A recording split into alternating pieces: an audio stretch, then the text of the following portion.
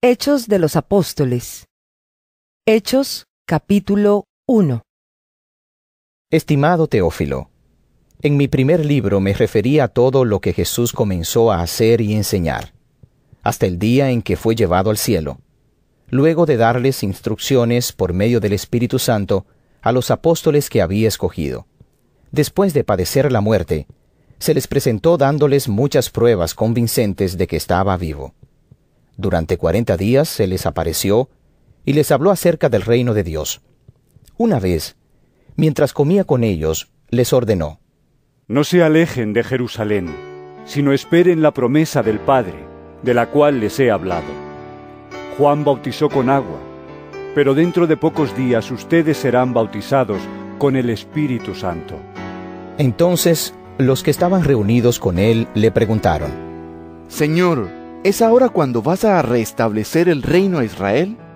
No les toca a ustedes conocer la hora ni el momento determinados por la autoridad misma del Padre. Les contestó Jesús: Pero cuando venga el Espíritu Santo sobre ustedes, recibirán poder y serán mis testigos, tanto en Jerusalén como en toda Judea y Samaria, y hasta los confines de la tierra.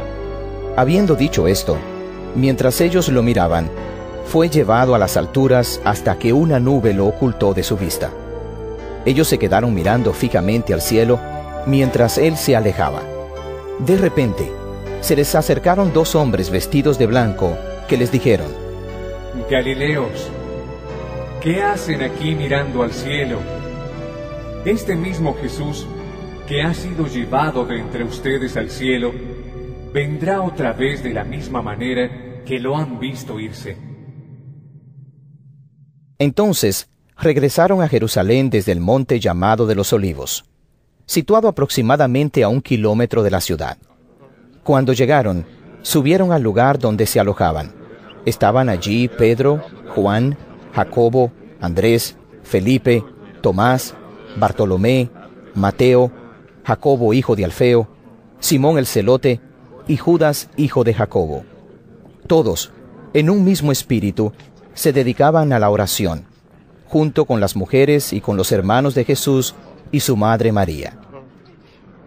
Por aquellos días, Pedro se puso de pie en medio de los creyentes, que eran un grupo como de 120 personas, y les dijo: Hermanos, tenía que cumplirse la escritura que, por boca de David, había predicho el Espíritu Santo en cuanto a Judas, el que sirvió de guía a los que arrestaron a Jesús. Judas se contaba entre los nuestros y participaba en nuestro ministerio. Con el dinero que obtuvo por su crimen, Judas compró un terreno. Allí cayó de cabeza, se reventó y se le salieron las vísceras. Todos en Jerusalén se enteraron de ello. Así que aquel terreno fue llamado Acéldama, que en su propio idioma quiere decir campo de sangre. Porque en el libro de los Salmos, continuó Pedro, está escrito: que su lugar quede desierto y que nadie lo habite. También está escrito que otro se haga cargo de su oficio. Por tanto, es preciso que se una a nosotros un testigo de la resurrección, uno de los que nos acompañaban todo el tiempo que el Señor Jesús vivió entre nosotros, desde que Juan bautizaba hasta el día en que Jesús fue llevado de entre nosotros. Así que propusieron a 2, a José, llamado Barsabás, apodado el Justo, y a Matías, y oraron así: Señor, tú que conoces el corazón de todos, muéstranos a cuál de estos 2 has elegido para que se haga cargo del servicio apostólico que Judas dejó para irse al lugar que le correspondía. Luego echaron suertes y la elección recayó en Matías. Así que él fue reconocido junto con los 11 apóstoles.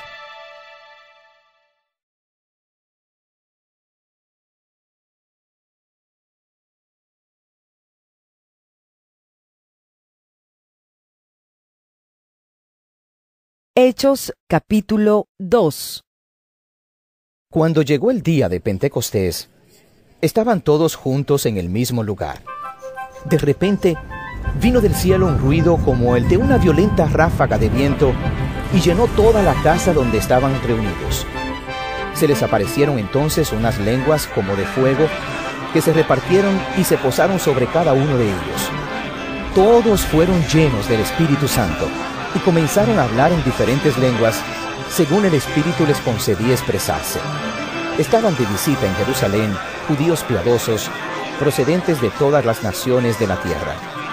Al oír aquel bullicio, se agolparon y quedaron todos pasmados, porque cada uno los escuchaba hablar en su propio idioma.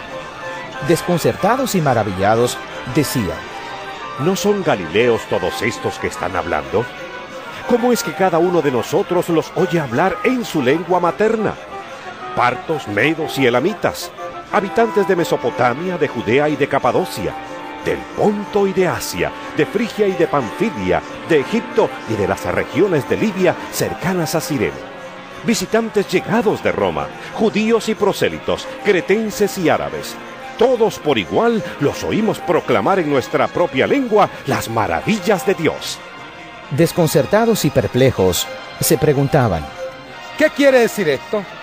Otros se burlaban y decían: Lo que pasa es que están borrachos. Entonces Pedro, con los 11, se puso de pie y dijo a voz en cuello: Compatriotas judíos y todos ustedes que están en Jerusalén, déjenme explicarles lo que sucede. Presten atención a lo que les voy a decir. Estos no están borrachos, como suponen ustedes. Apenas son las 9 de la mañana. En realidad, lo que pasa es lo que anunció el profeta Joel. Sucederá que en los últimos días, dice Dios, derramaré mi espíritu sobre todo el género humano. Los hijos y las hijas de ustedes profetizarán. Tendrán visiones los jóvenes y sueños los ancianos. En esos días derramaré mi espíritu aún sobre mis siervos y mis siervas, y profetizarán. Arriba en el cielo y abajo en la tierra mostraré prodigios, sangre, fuego y nubes de humo. El sol se convertirá en tinieblas y la luna en sangre antes que llegue el día del Señor, día grande y esplendoroso, y todo el que invoque el nombre del Señor será salvo. Pueblo de Israel, escuchen esto. Jesús de Nazaret fue un hombre acreditado por Dios ante ustedes con milagros, señales y prodigios, los cuales realizó Dios entre ustedes por medio de él, como bien lo saben. Este fue entregado según el determinado propósito y el previo conocimiento de Dios, y por medio de gente malvada. Ustedes lo mataron, clavándolo en la cruz. Sin embargo, Dios lo resucitó, librándolo de las angustias de la muerte, porque era imposible que la muerte lo mantuviera bajo su dominio. En efecto, David dijo de él: Veía yo al Señor siempre delante de mí, porque Él está a mi derecha para que no caiga. Por eso mi corazón se alegra y canta con gozo mi lengua. Mi cuerpo también vivirá en esperanza. No dejarás que mi vida termine en el sepulcro. No permitirás que tu santo sufra corrupción. Me has dado a conocer los caminos de la vida. Me llenarás de alegría en tu presencia.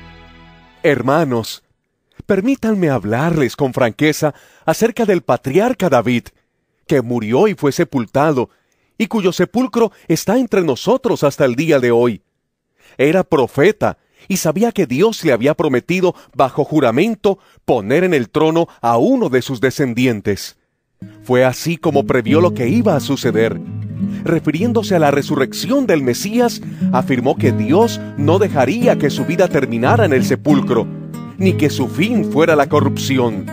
A este Jesús, Dios lo resucitó, y de ello todos nosotros somos testigos. Exaltado por el poder de Dios, y habiendo recibido del Padre el Espíritu Santo prometido, ha derramado esto que ustedes ahora ven y oyen. David no subió al cielo, y sin embargo declaró: Dijo el Señor a mi Señor: Siéntate a mi derecha hasta que ponga a tus enemigos por estrado de tus pies. Por tanto, sépalo bien todo Israel, que a este Jesús, a quien ustedes crucificaron, Dios lo ha hecho Señor y Mesías. Cuando oyeron esto, todos se sintieron profundamente conmovidos.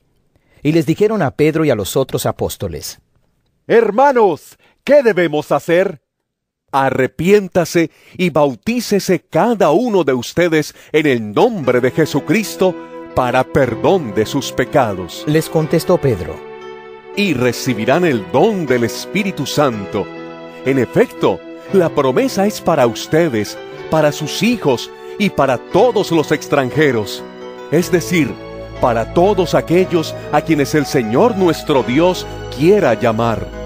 Y con muchas otras razones, les exhortaba insistentemente: ¡Sálvense de esta generación perversa! Así pues, los que recibieron su mensaje fueron bautizados. Y aquel día se unieron a la iglesia unas 3,000 personas. Se mantenían firmes en la enseñanza de los apóstoles, en la comunión, en el partimiento del pan y en la oración. Todos estaban asombrados por los muchos prodigios y señales que realizaban los apóstoles. Todos los creyentes estaban juntos y tenían todo en común. Vendían sus propiedades y posesiones y compartían sus bienes entre sí según la necesidad de cada uno. No dejaban de reunirse en el templo ni un solo día. De casa en casa partían el pan y compartían la comida con alegría y generosidad, alabando a Dios y disfrutando de la estimación general del pueblo. Y cada día el Señor añadía al grupo los que iban siendo salvos.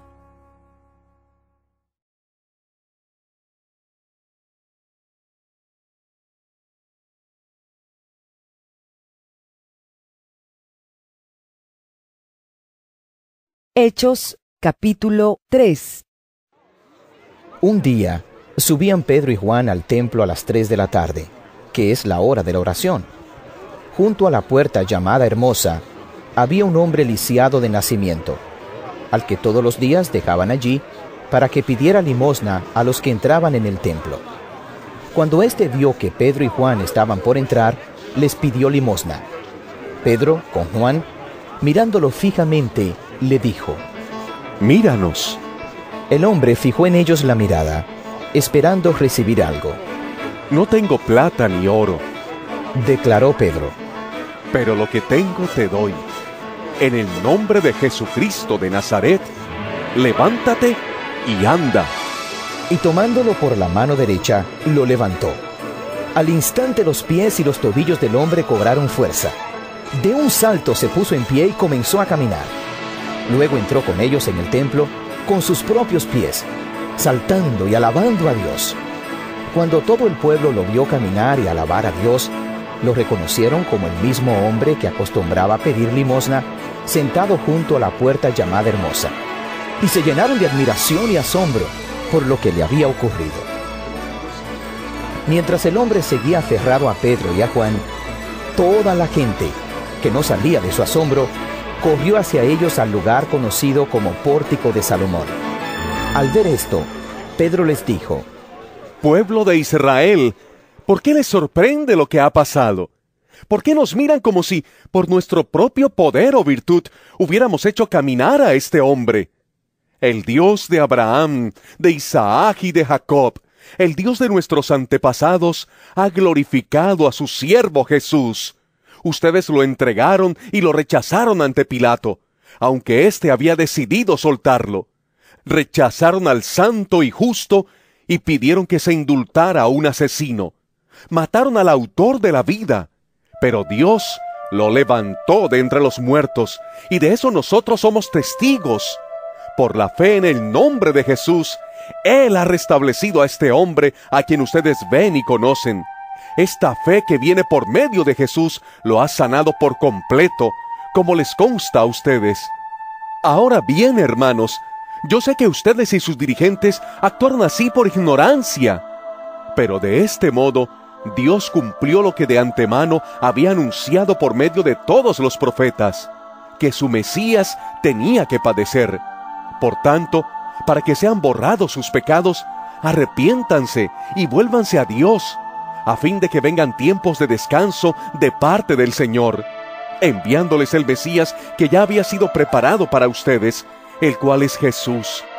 Es necesario que Él permanezca en el cielo hasta que llegue el tiempo de la restauración de todas las cosas, como Dios lo ha anunciado desde hace siglos por medio de sus santos profetas. Moisés dijo: el Señor su Dios hará surgir para ustedes de entre sus propios hermanos a un profeta como yo. Presten atención a todo lo que les diga, porque quien no le haga caso será eliminado del pueblo. En efecto, a partir de Samuel, todos los profetas han anunciado estos días.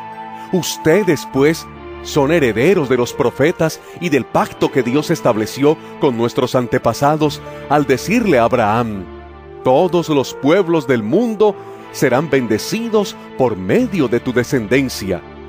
Cuando Dios resucitó a su siervo, lo envió primero a ustedes para darles la bendición de que cada uno se convierta de sus maldades.